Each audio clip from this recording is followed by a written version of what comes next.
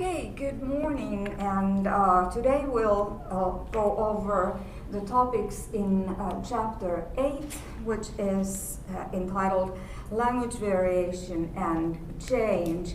So this is the third in this section of the book.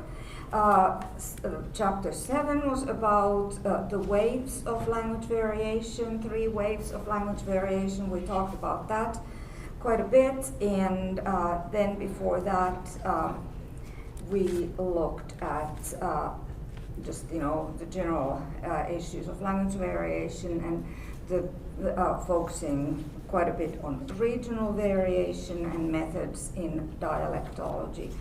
But also you were introduced to the notion of the linguistic variable, which is this abstract concept which can have different variants, like how for instance, people pronounce going, the ending inflection there, going or going. And so we looked at several studies also that kind of focus on those issues.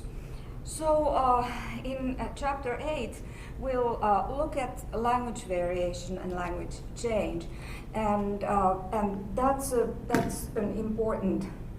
It's an important connection between those two concepts, because language change happens because there is language variation, and it's in this cross-section of language change and language variation where we bring together 2 fields of linguistics, namely diachronic linguistics, which is also referred to as historical linguistics, that looks at the change in language across time, and the other component here is synchronic linguistics, variation at any particular given time, which is what sociolinguistics looks at. So we have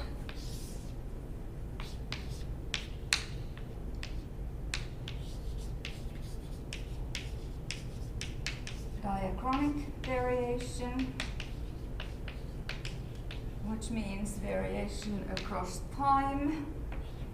So then any particular time that we take, like a segment of the language, if we want to like freeze the English language as it is spoken today, and just look at how it varies, that would be synchronic variation at any particular time. And obviously, when we look at diachronic variation for English, we artificially divide English into its segments, historical segments. For instance, starting from 449 to 1100, that would be Old English. Then we have Middle English,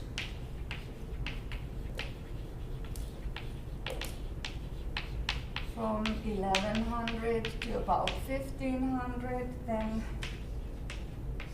Early Modern English,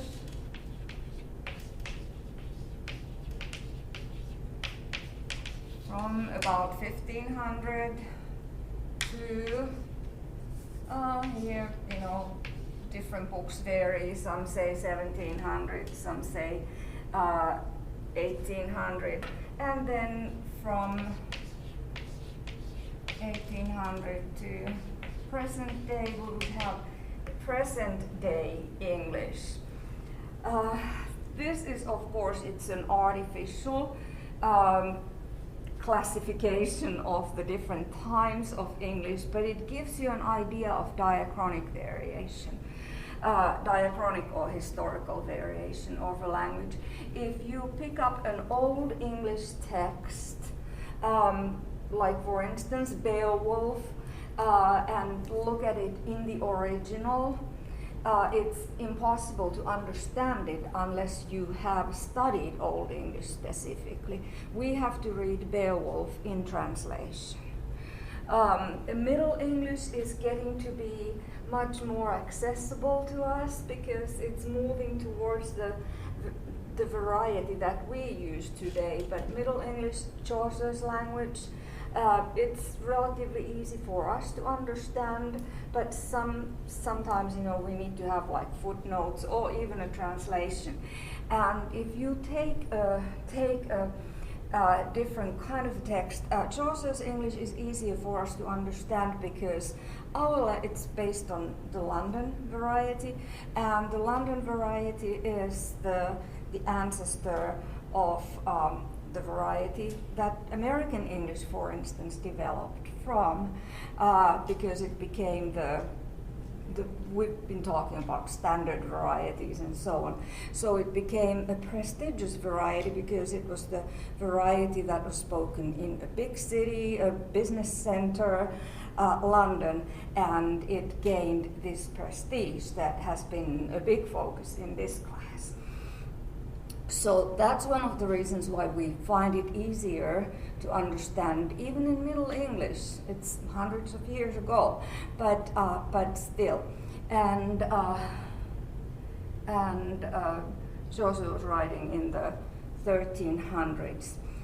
From the same period of time, if we look at a Middle English text, such as Sir Gawain and the Green Knight, that is much more difficult for us to understand because it's written not in the London dialect, but in a different dialect from further north, and it looks almost like Old English. I mean, the distance is that big. So language changes across time. Once we get to early modern English, we find texts that are already accessible to us, except that they're still different because language change has happened since this time period, 1500 to 1800, early modern English. And as I said, some people call this ending time a little bit earlier. It depends on how people classify it. And an important thing to focus to know is that, of course, nobody goes in 1100 to bed speaking Old English and wakes up speaking Middle English. Language change happens very slowly, but it does happen. And if you take these distinctions are based on the idea that any text in Old English would be in many different ways different from Middle English, and the Middle English text would be in many ways different from an early modern English text. So there's been sufficient change in the different areas of language so that we can call this a different variety of English. And so early modern English, like for instance, if you go to a conservative church, they still may be using King James Bible, and that is Shakespeare's language. Shakespeare wrote in early modern English, and King James Bible was published in 1611, which means that it was also early modern English. And it's, of course, quite understandable. Shakespeare's texts sometimes need a little footnote because language has changed. Some usages have changed, but it's quite accessible to us. Then we get to present day English, and it's not like language change has stopped here. It goes on, it continues. So if we look at a text from 1800, we can see that, oh, this looks archaic. This usage of a word is archaic. And if we were to hear those words pronounced, we would notice that they were probably pronounced slightly differently. You've probably noticed if you watch like an old film from the 1930s, 1940s, still 1950s. You can kind of hear that these people spoke a little bit differently. And it's just an indication that in tiny, subtle ways, language keeps changing. And there's no way of stopping that change. But this is just a quick overview of how English has changed diachronically, historically, across time. So language changes across time. So that's one of the key ideas of language change.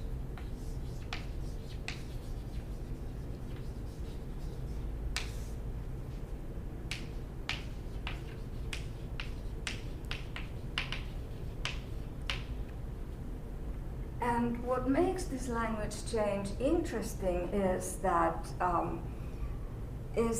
we want to know why does it change. I teach the history of English language, as Jada knows. She's taking that class. So in that class we look at how language has changed from Old English to Middle English to Early Modern English to present day English. And in that class, I sometimes get from students the question, why did this change happen? So what is the cause for that change? And the answer is what you're reading in your textbook. You're reading about why these changes may happen. They are societal forces that are not very easy to pinpoint. But all these studies that you read about, they try to kind of like gain the understanding of why language change might happen. So language changes across time. It varies, changes or varies across time. So we can kind of like look at the history of English and see Old English as a variety of English. Middle English as another variety of English, Early Modern English as again another variety of English, and the language we speak today as another variety of English. But of course, whose language are we looking at? That's the interesting question, and that problem is something that historical linguists have to face when they look at Old English, for instance, or Middle English, Early Modern English. Is this particular text that by some miracle has survived all these hundreds of years, is it representative of how people spoke? And the answer is probably no.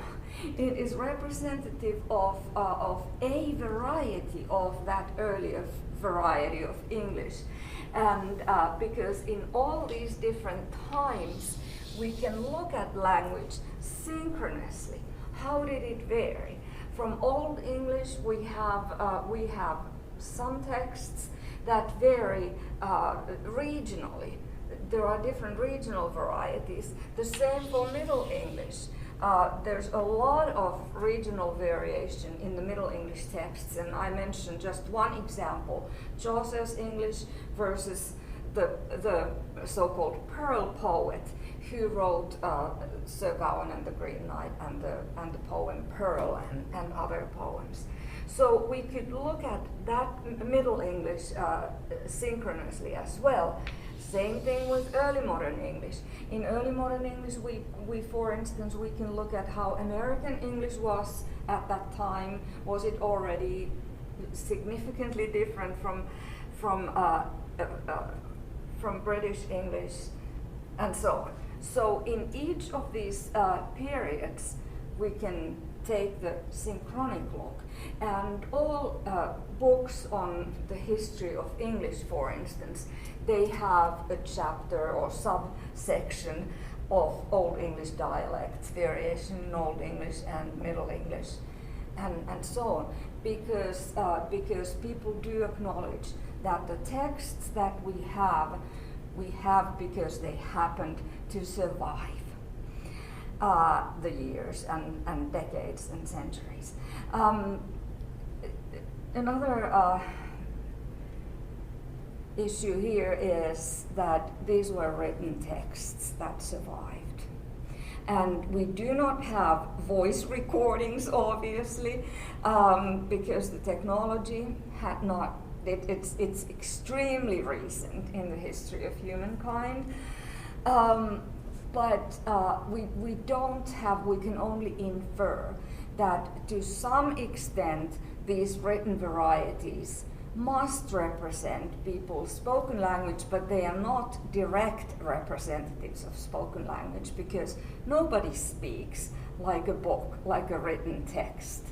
So, so we're missing a lot of colloquial expressions in these written texts, and we just have to be happy that for English we have so much of the historical texts left that we can have this narrow view into the history of our language, keeping in mind that this is only a very small sample of the variation that happened during that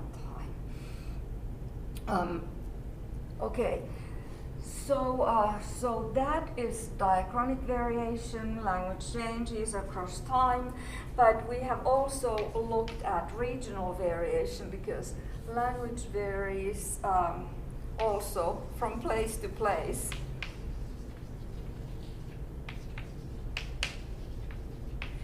And when we were reading chapter 6 in your textbook, we mentioned the fact that regional varieties were first what brought in the interest of sociolinguistics. Let's look at the dialects, different dialects in different places where English is spoken. So that's when people drew those dialect maps and the variants of, for instance, a particular word, variants of a particular pronunciation, and so on. So language varies from place to place. That is a well-known fact. And we listened to all those different dialect samples from different places. So, so that's kind of where the interest in sociolinguistics started. But also that was the beginning, because very soon people realized that in the same way as we look at an Old English text, it's just one sample of what was going on in the language. In the same way, if we look at the variation between New York and Texas and Minnesota and California, that is just one aspect of the change, that we look at the place of that particular variety. And then we make these generalizations based on that. We have to add also the situation here and the fact that language varies also from speaker to speaker.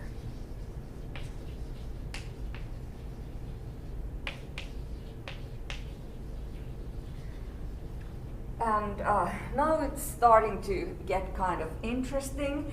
A lot of the studies that you've been reading about are trying to take the speaker into consideration. So who is the speaker? If we look at, for instance, New York, the variation in New York, what explains that variation there? And sometimes the answer is it's social class. Sometimes the answer is gender. And for instance, if you read about the Norwich studies in England, Peter Trudgill studies there, he brings the gender as an important factor in linguistic variation. That men and women tend to speak a little bit differently, and regardless of what social class they come from. And also that it's what his idea was, that it's the middle class women who tend to be at the vanguard of linguistic change, because what he found in his studies is that middle class women are very careful about trying to speak well, and that way reflect perhaps an upper class aspiration. Now, that explains just part of it, because there were so many other things going on, but it opened kind of like this important, interesting window into gender variation. And what he also found, probably more importantly, or as importantly, was that working class men had this different idea of what is prestigious, and for them, what is prestigious for working class men? What kind of language? Whose language?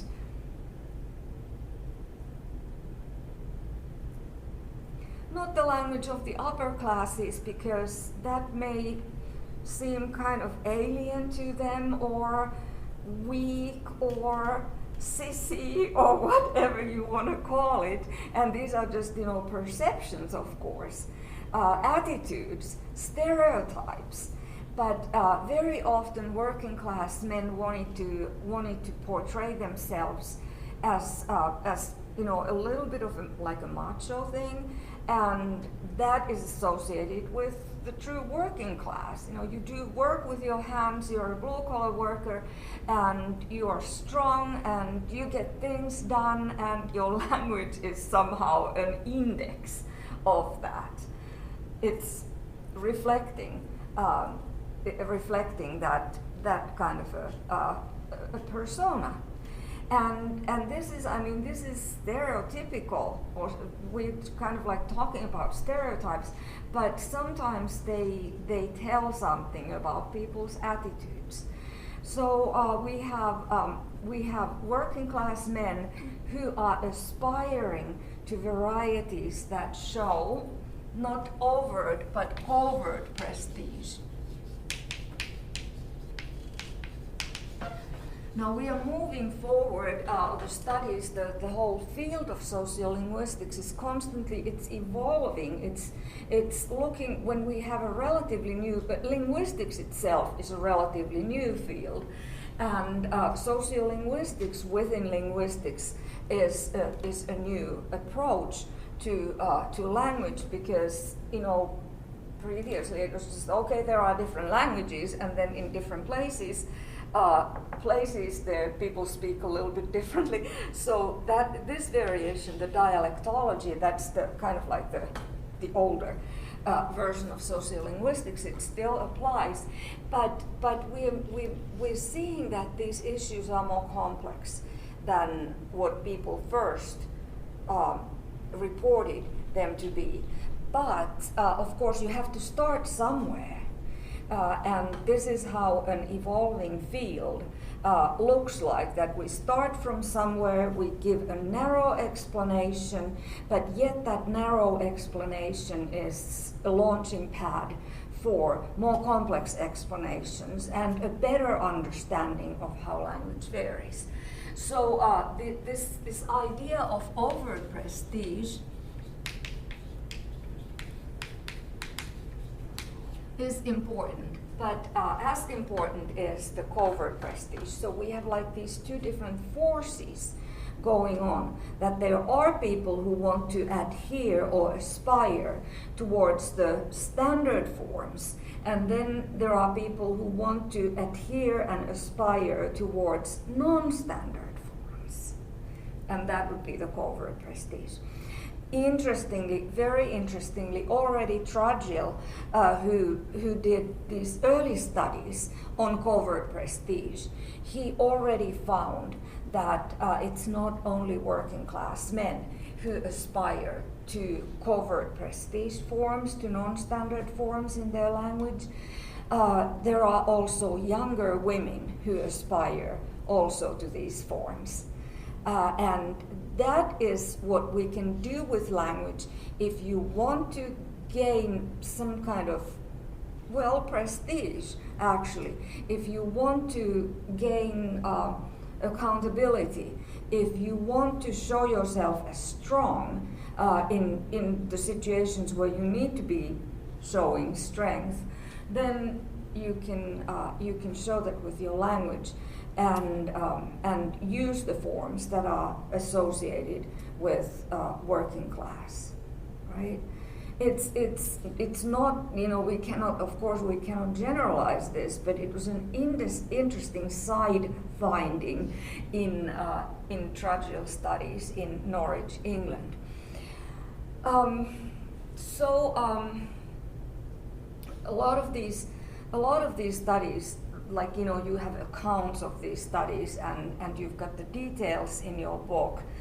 And they are interesting and important to read through, because those are the little slices of language variation that we are using in order to try to build a better understanding of how language varies. A lot of people have looked at the from speaker to another speaker variation, but we have already several times we have brought out the variation that is also extremely important, and that is what William Labov in his New York studies kind of established, that this is something we also need to pay attention to in order to not just give a simplified explanation about how language varies, and that is the situational variation. So language varies from situation to situation.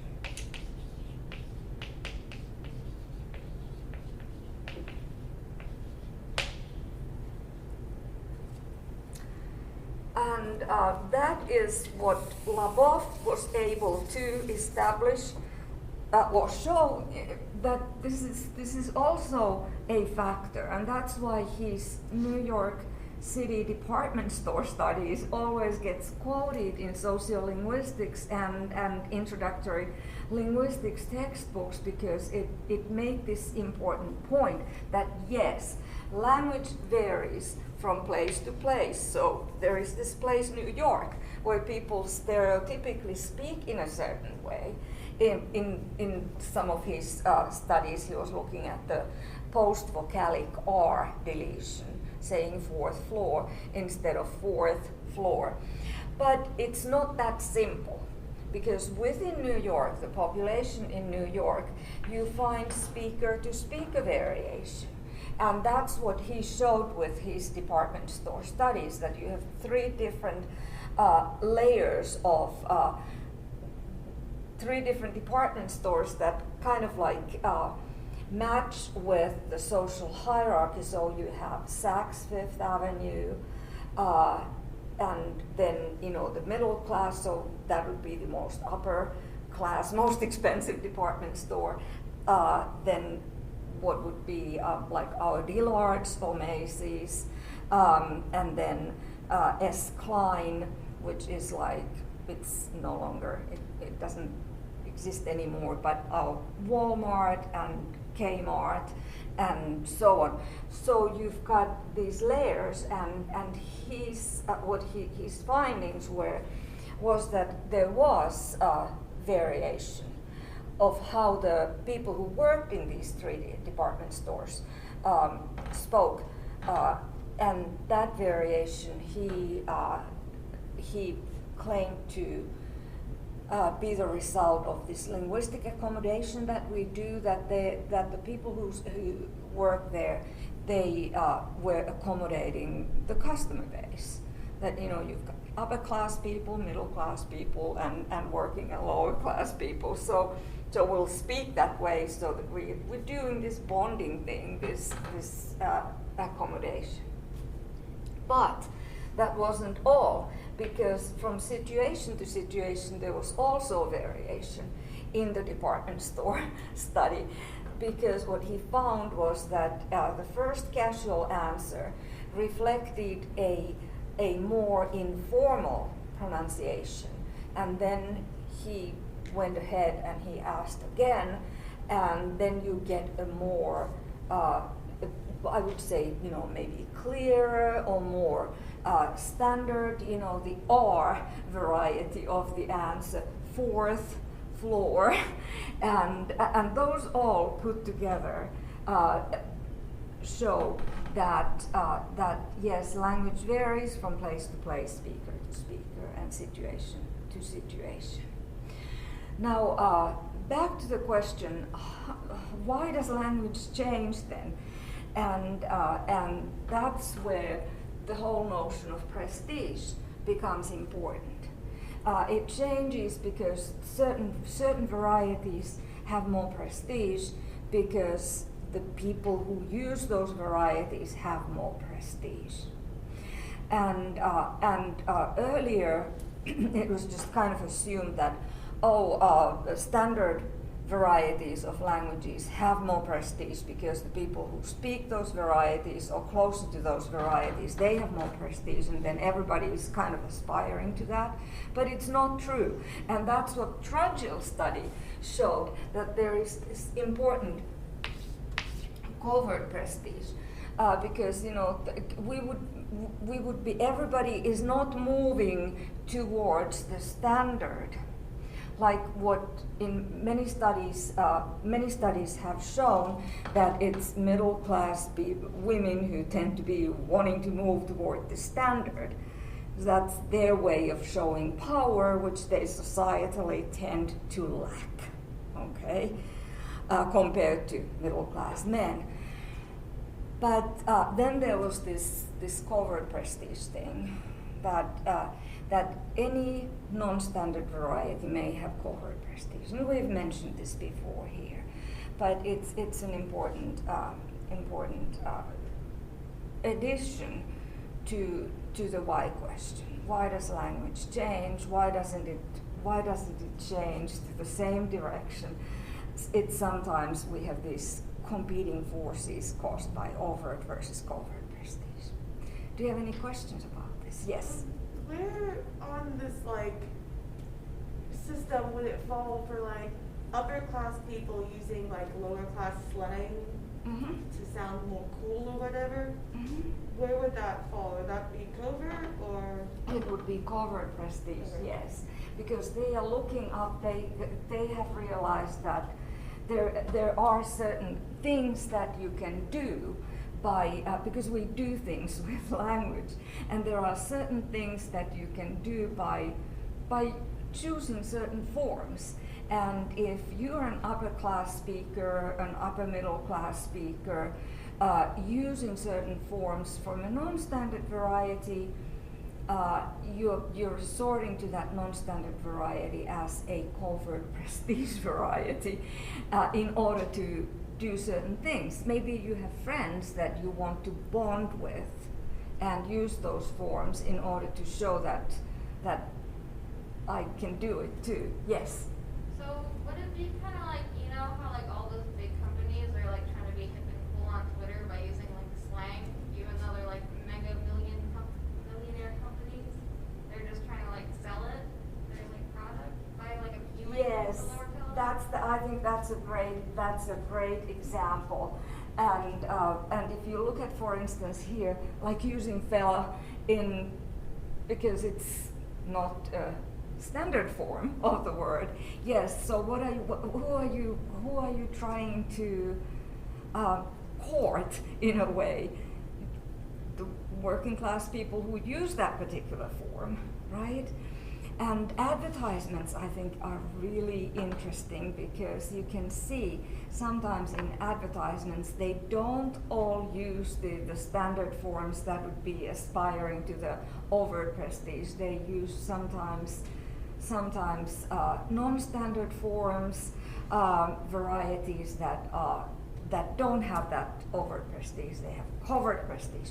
And it's a really good indication that there is covert prestige if, for instance, an advertisement uses certain forms. And of course, they want to sell. They want to appeal to people whose forms those would be.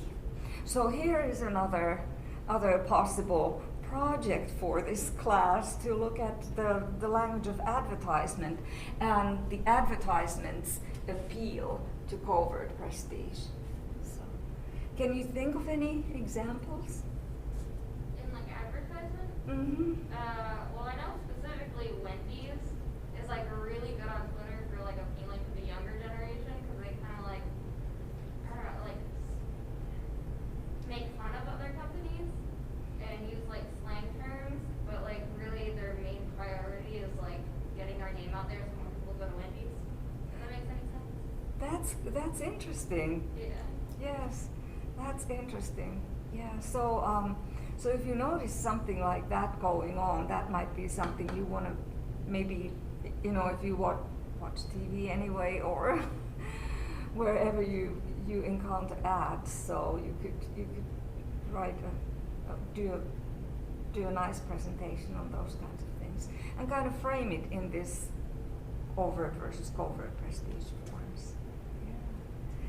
So because it's important, we want to do this kind of linguistic accommodation with the people we are trying to get to buy our stuff. So, and then in the advertisements, for instance, and movies and whatever you watch, whoever their target audience is, they don't say that, okay, now this advertisement is for older middle class people, or this advertisement is now for younger working class people, or younger whatever upper middle class people. They don't say that, but they indicate that by the language they use. And that language, of course, you have to look at the variation not only of a particular word, even though the words are the easiest to notice, but also the intonation, the accent that they use, pronunciations, and certain other forms, idioms, and so on, that are appealing to a particular population. Okay, so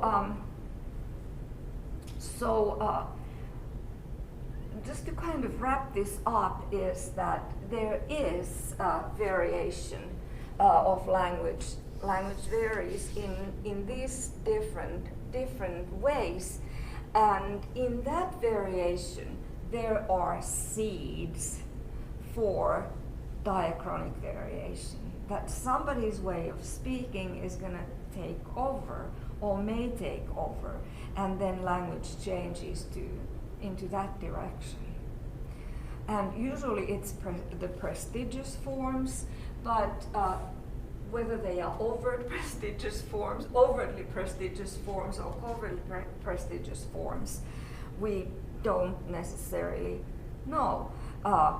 Whether a form that shows affiliation, association, adherence to a non-standard form, whether that will pick up to other speakers.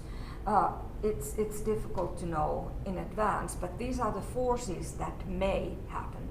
The change that happens toward overt prestige is kind of like easier to happen in a way, because overtly prestigious forms like standard forms, they already have this power of being the ones used in many powerful situations, like in writing, in the academia, in the legal system, everywhere.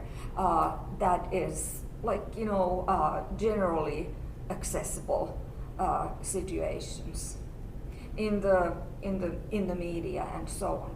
But into that there is this kind of like these multiple insertions of covertly prestigious forms, and they can draw the change into a different kind of a direction. But what I'm saying here is this covertly motivated change that is motivated by covert prestige kind of has a harder time to make itself cause permanent language change, because that's typically non-standard forms, non-established ways of speaking, and it needs to be really cool to simplify. It needs to be really cool in order to catch. So these are the forces that are going on. But the important thing is that in synchronic variation, there are the seeds for diachronic change. So synchronic variation is not the only. It may be the reason for diachronic change. So another thing is that we need to kind of keep in mind here is that which I already mentioned, that the variation in language, it can happen in all the different areas of language. So in phonetics, how sounds are pronounced,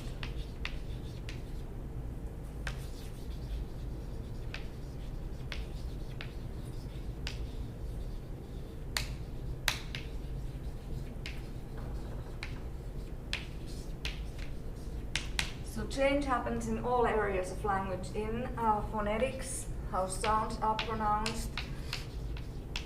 In phonology, the area of the sound system.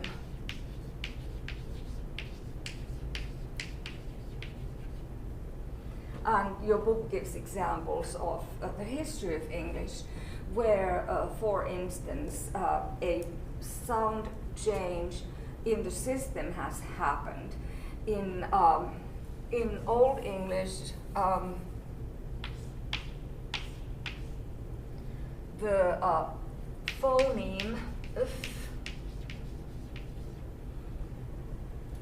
was the phoneme, but it had two different variants in pronunciation. It was, as a default, it was pronounced as an but in voiced environments, it was pronounced as a v. So, just a quick example from Old English, the word fader is father. So F is pronounced as f because it's in the beginning of the word, but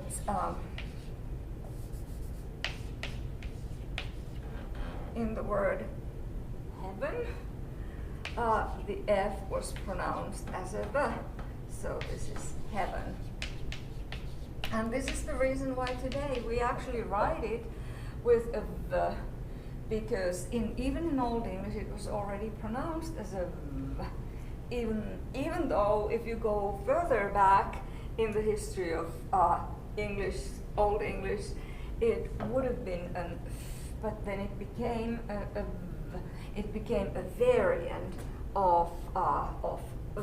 So what happened here is the split of one phoneme in the sound system of Old English, and actually that happened in Middle English, but Old English had this kind of variation. The pronunciation in this linguistic environment caused this f to be pronounced as v, okay? And then that was established, and what happened is these f and v, which were just allophones, variant pronunciations of f, they became, in Middle English, they became phonemes, and they are phonemes today, because in today's English we have these kind of minimal pairs where feel and feel mean two different things, and the only way we can make that distinction is by changing an f into a v. Now, in Old English, you could not have v in the beginning of the word, because in the beginning of the word you would always have pronounced it as a f. So of course you can have homophones in a language, and so you could have two words pronounced in the identical way but meaning two different things. Like, we have two and two in present day English, which and night and so on. So those would be homophones, but in Old English this did not happen, and you would not ever have pronounced. You would never have a word starting with the sound. That happened in Middle English, and then that's why this change, that these now are independent phonemes in the sound system of English, which means that they have the power of changing the meaning of the word. Okay? So change can happen in phonology,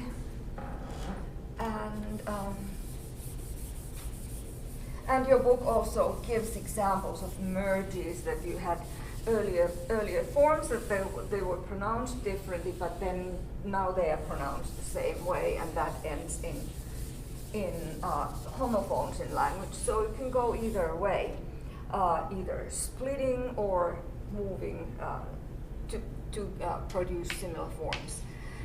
Change can happen in morphology, and there is variation in morphology, and that is a huge change that happened during the history of the English language, because Old English had a case system. You would indicate with a case whether a noun, for instance, was in the nominative case the subject of the sentence, or was it the direct object in the sentence. And you would have a different ending at the end of the noun, showing that this noun is now the direct object as opposed to the subject of the sentence. Now, because of language contact, and this comes to the widest language change, we mentioned that some speakers' prestige may lead to other people wanting to speak like these prestigious people, whether they have covert or overt prestige. But also language contact is another reason, and we had an entire chapter about that. Language contact is a trigger very often for some kind of linguistic change, because speakers of different varieties are brought together and we influence each other, right? If something becomes fashionable, like for instance a dressing style, other people may pick it up or they may not. If it's a prestigious kind of a dressing style, whether it has covert or overt prestige, we pick it up, okay? Or some people do. Not everybody, but this is variation in a different area. But in the same way, in a linguistic form may be picked up because we just were exposed to a different way of doing things, different language, for instance. And what happened in the history of English was that when English came into contact with Scandinavian and French, then after the Norman conquest, these are languages that Scandinavian had an inflectional system, and yet it's difficult to speak the other person's language if it's highly inflectional. Okay, so what Old English tended to do was, or did actually, let's drop all these inflections so that it's easier to communicate in a language that is the second language to me, right? So that led to what we call morphological change. So English has simplified in its morphology, so that present-day English has only 8 inflectional endings. Like, for instance, we have the plural, dog and dogs. We have verb forms, the past tense form, the past participle, and the ing form. And we have adjective and adverb comparisons for a subgroup of adjectives and adverbs like pretty, prettier, prettiest, the and est.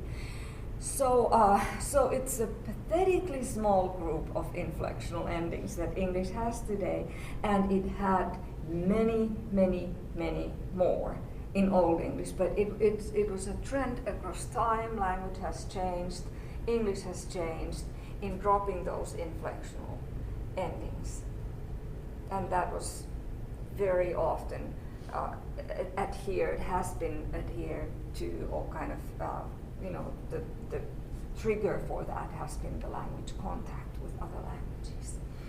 Okay, so language also changes in its syntax, in its structure. This is a change that is not so easy to see, but for instance, if we look at changes from Old English to present day English in the area of word order, there has been a change that present day English has a much more fixed word order than Old English did. And Old English, which has developed from Germanic, Proto-Germanic, an earlier, big group of languages, not big, but a group of languages that is part of Indo-European. It just is a reflection of a change to the same direction from Indo-European to Germanic, which English belongs to, and then to Old English, Middle English, early modern English, and present day English. Same trend, drop inflectional endings, and because inflectional endings are dropped, that leads to syntactic change. So this is a language internal change. So these are two, when we talk about not why language changes, but how it changes, we need to keep in mind that there are two different kinds of forces here: external forces and internal forces. So all languages change, even if no changes happen in the societies where those languages are spoken, except that there is always change in the societies too. So sometimes these are kind of like difficult to tease apart. But internal change of language would in theory be something that happens even though there is no external change, but very often these tend to go together. So internal change is when the morphology of the language has dropped a lot of the inflectional endings.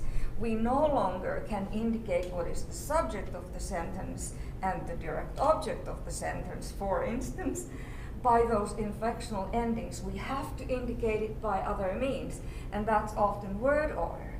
So when inflectional endings drop from a language, we very often end up with a strict word order language. And present day English has a very strict word order language. So it's subject, verb, object language. And for instance,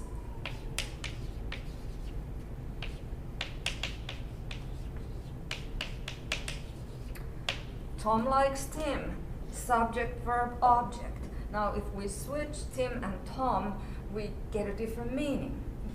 It's referring to a different proposition. But in Old English, you would have marked the direct object of early forms of where English developed. You would have marked this with a different form, showing that it's the direct object.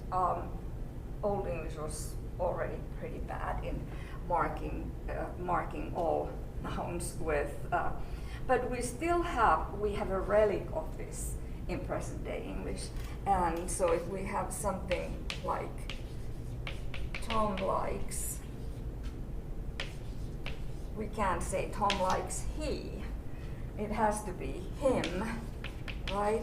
So him is a relic of the inflectional system that English had earlier.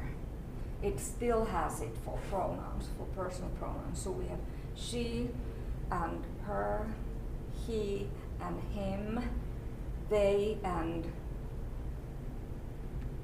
them, we and us. Yes. So so those are relics of a system that English had earlier, and now this brings up an interesting issue. What kinds of elements in language resist change? And the pronoun system is something that resists change. Grammatical elements in any language, they are not as susceptible to change as content elements, for instance. Of course, pronunciations may change and so on, but the grammatical elements in a language, the function elements in a language, like pronouns, prepositions, conjunctions, auxiliaries, determiners, those don't tend to change. Yes? So I have a question. It has something to do with like language that resists change. I feel like throughout like me like reading like earlier works in English to now, there's always been like a running theme of like having descriptors in a certain order. Like usually they say like big blue dragon instead of blue big dragon, even though it means the same thing, but it just doesn't sound right.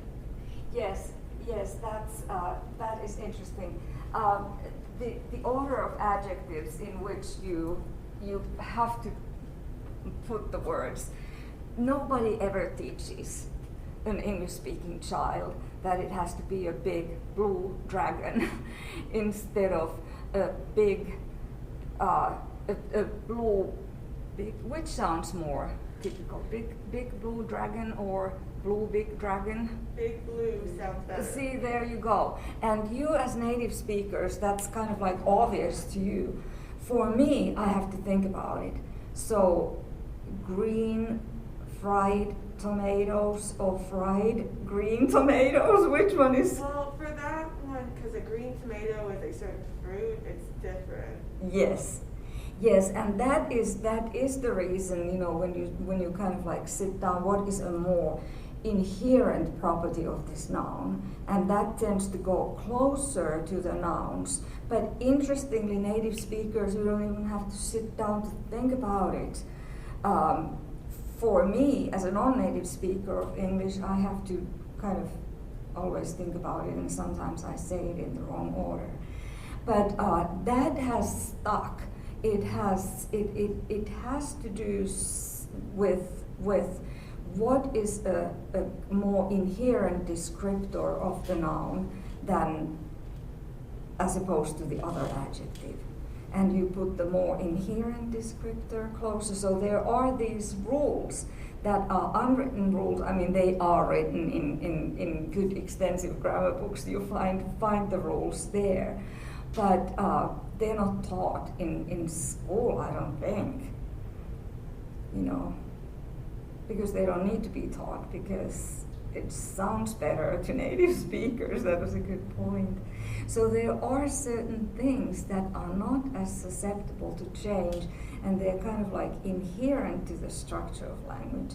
And as native speakers, you have this competence about language, and then you don't want to mess with the system that, you know, everybody is using already, and that's why we get like an obvious area of change is when we get borrowings into a language. We do not typically borrow grammatical terms, even though that has happened during the history of English. But that is an interesting phenomenon, which has been probably the result of really intense contact between speakers of different varieties, even different languages. So we have borrowed certain structures from French, for instance, because French was the official language in England for about 300 years, and it had prestige.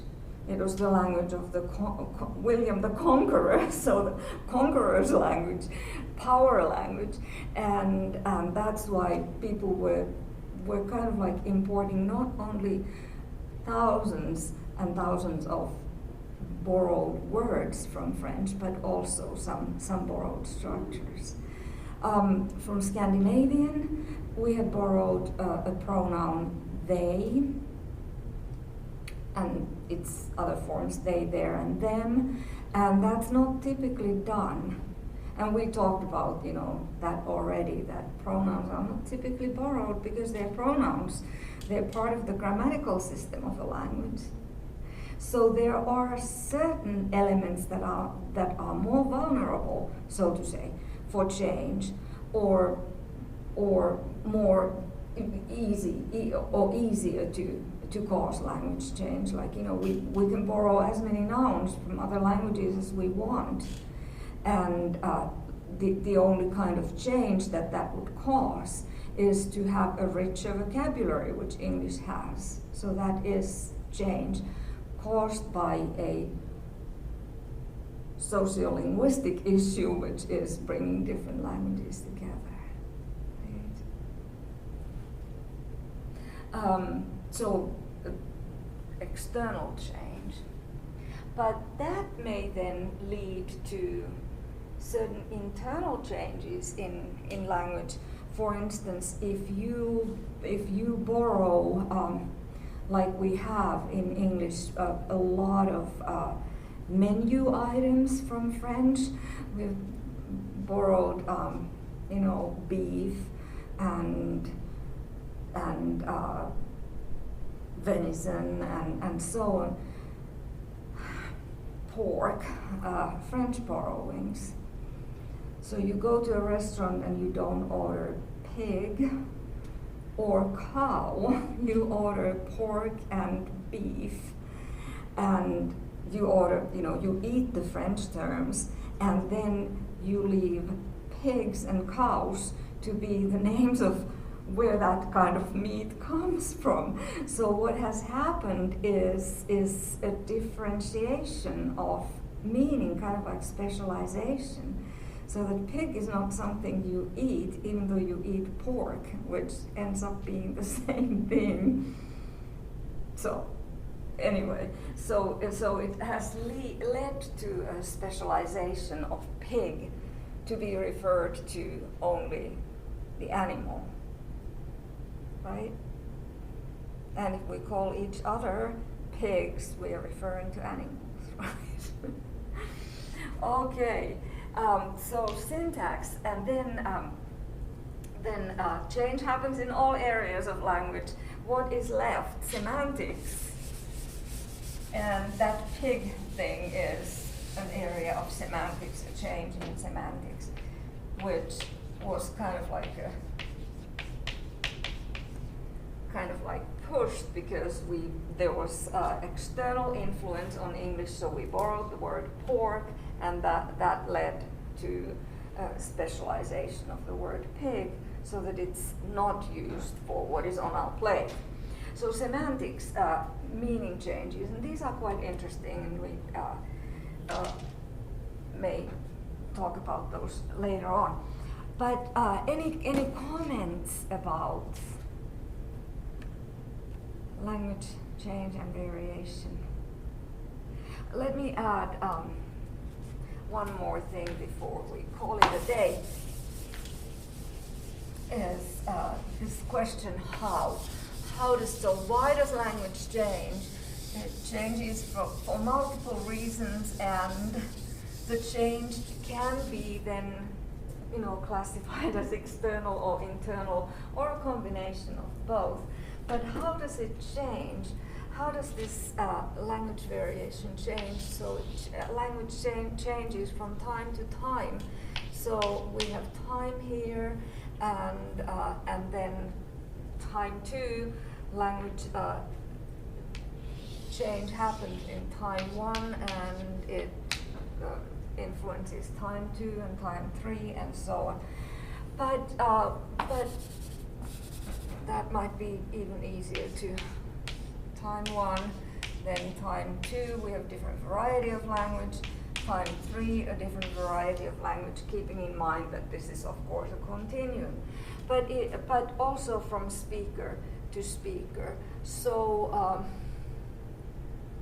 if we have a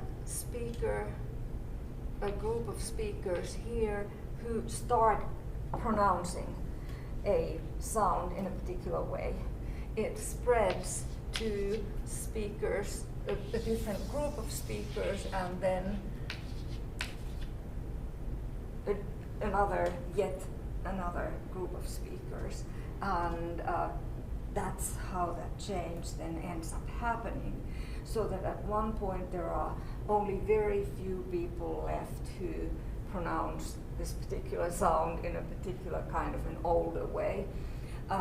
Very restricted number. And that has happened in the history of English. The word house was pronounced as hoos.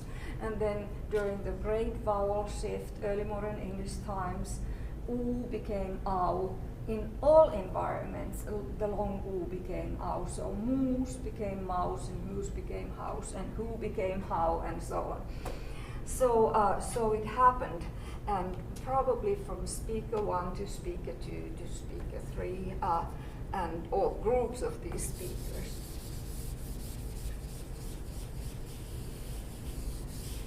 So these groups may reflect different social classes, from one social class to another, and then to another, from like upper social class to middle class to working class, or the other way around if it's change dictated by covert prestige.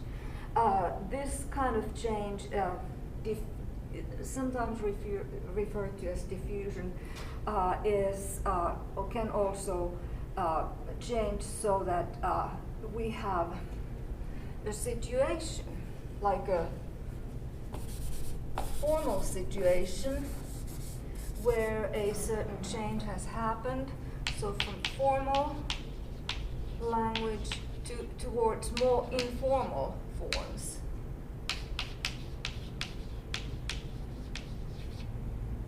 And most informal, so that in some written language, formal form becomes used in informal speech. Well, it can go the other way around as well. So from informal language, the change can happen to more informal varieties. Like, you know, if it's a spoken language form like an abbreviation, for instance, well, this comes from the history of English.